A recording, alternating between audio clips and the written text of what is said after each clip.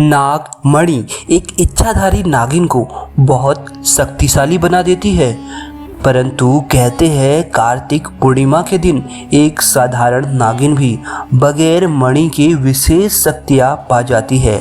परंतु वो शक्तियाँ सिर्फ उसी पूर्णिमा की वो एक रात तक ही उसके पास रहती है। इन शक्तियों के सहारे नागिन कोई भी रूप धारण कर सकती है और कोई भी आकार ले सकती है और किसी भी भारी चीज को बस पलक झपकते ही उठाकर फेंक सकती है। दोस्तों, नाग नागिन महादेव शिव को ही अपना आराध्य मानते हैं। तो अगर आप भी महादेव शिव के भक्त हैं तो सच्ची श्रद्धा से कमेंट बॉक्स में हर हर महादेव जरूर लिखें। दोस्तों, यह चमत्कारी घटना घटित हुई उत्तर प्रदेश के एक छोटे से गांव सीतापुर में। दरअसल ये घटित हुआ सीतापुर के मुखिया और वहां के सबसे धनी इंसान कहलाने वाले रतनलाल जी के साथ।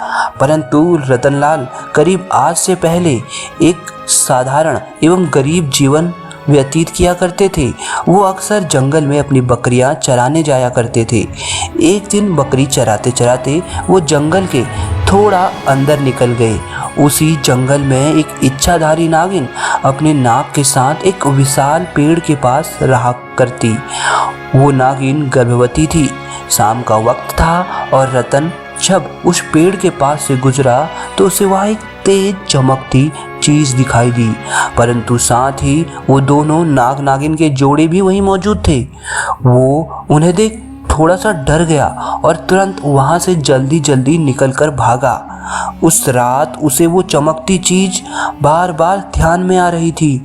वो इतना तो समझ गया था कि वो हो ना हो बहुत मूल्यवान चीज है और अगर वो मुझे किसी तरह से मिल जाए तो मैं फिर धनवान बन जाऊंगा।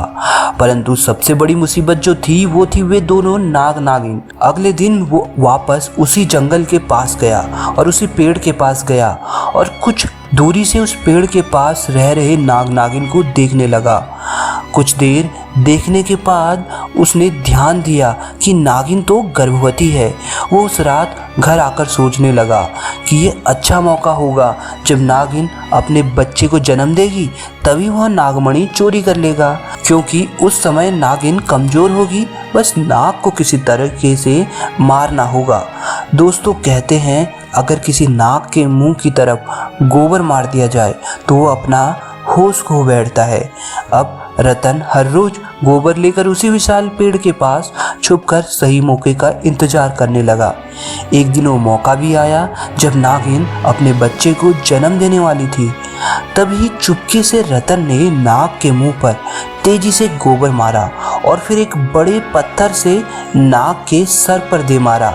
नाग तुरंत उसी समय मर गया। फिर उसने नागिन और उसके बच्चे को भी मार डाला और उस मणि को उठाकर जल्दी से घर की तरफ निकल पड़ा। परंतु उधर नागिन किसी तरह से बच गई थी, बस बेहोश पड़ी थी। जब नागिन को होश आया और उसने अपने बच्चे और पति को मरा देखा तो उसके दुख का ठिकाना नहीं रहा। वो दुख दर्द से गुस्से से पागल हो रही थी और उसने रतन से बदला लेने की ठान ली थी। परंतु मणि चले जाने के कारण वो अपनी शक्तियों का प्रयोग भी नहीं कर सकती थी। परंतु अभी वह अपना रूप बदल सकती थी। उस पर इतनी शक्ति थी कि वह मनचाहा रूप धारण कर सकती थी।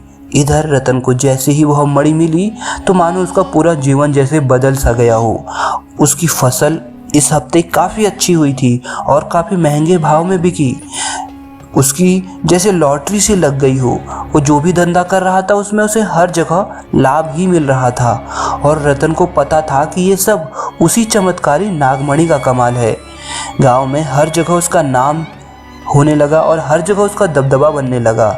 रतन के इस रुतबे को देख एक अच्छा रिश्ता रतन के लिए पास के ही गांव से आया और सीमा नाम की एक सुंदर स्त्री से उसका विवाह संपन्न हुआ। सीमा अपने पति रतन को बहुत प्यार करती थी और बहुत इज्जत भी देती थी। रतन भी अपनी पत्नी के व्यवहार से बहुत प्रभावित था। दोनों एक दूसरे का कदम कदम पर साथ निभाते।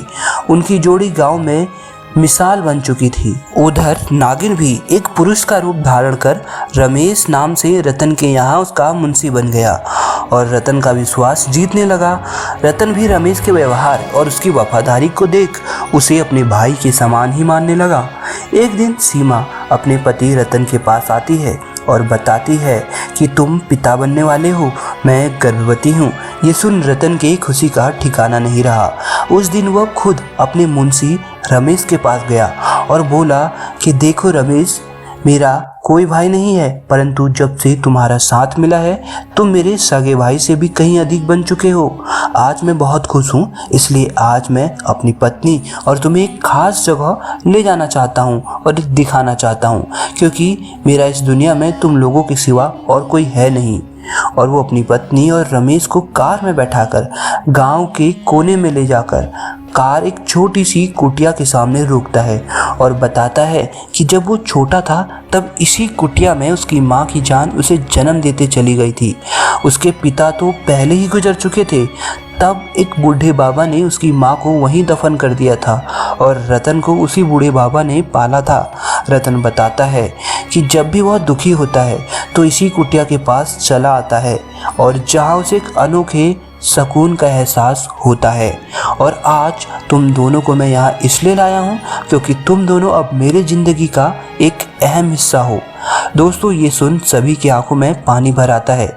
कुछ देर रुकने के बाद जब वे वापस पहाड़ी से होते हुए घर को जाते हैं तो अचानक पहाड़ी पर कार एक बड़े पत्थर से टकराती है और झटके के साथ रतन तो कार में ही फंसा रहता है, परंतु उसकी पत्नी सीमा पहाड़ से नीचे गिर एक पेड़ पर अटक जाती है और उस पेड़ के ठीक नीचे ही बहुत गहरी खाई थी। दोस्तों, वो रात कार्तिक पूर्णिमा की ही थी। रमेश अपनी शक्तियाँ पाकर पुनः नागिन रूप धारण कर लेता है। रतन रमेश को देख चौंक जाता है।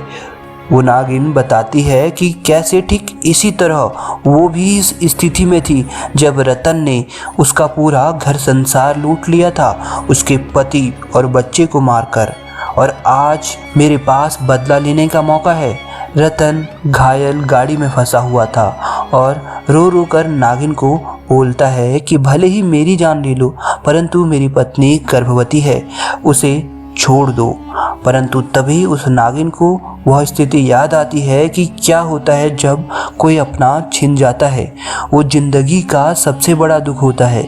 नागिन ने रतन का उसके पत्नी के प्रति सच्चा प्यार देख उसे माफ़ कर दिया और सीमा को उस पेड़ से निकाल बचा लिया तथा दोनों को हॉस्पिटल छोड़ खुद वापस जंगल उसी विशाल पेड़ के पास चली गई।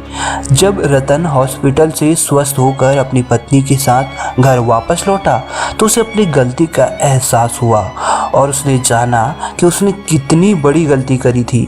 वो नागमणि को लेकर उसी विशाल पेड़ के पास गया और उस पेड़ के पास रख फूट फूट कर रोने लगा और शाम को वापस घर आ गया। दोस्तों, कभी कभी इंसान लालच में इतनी बड़ी गलती कर बैठता है कि फिर उस गलती को कभी भी ठीक नहीं किया जा सकता और बस अंत तक पछतावा ही रह जाता है। आपको ये घटना कैसी लगी हमें कमेंट बॉक्स में ज़रूर बताना।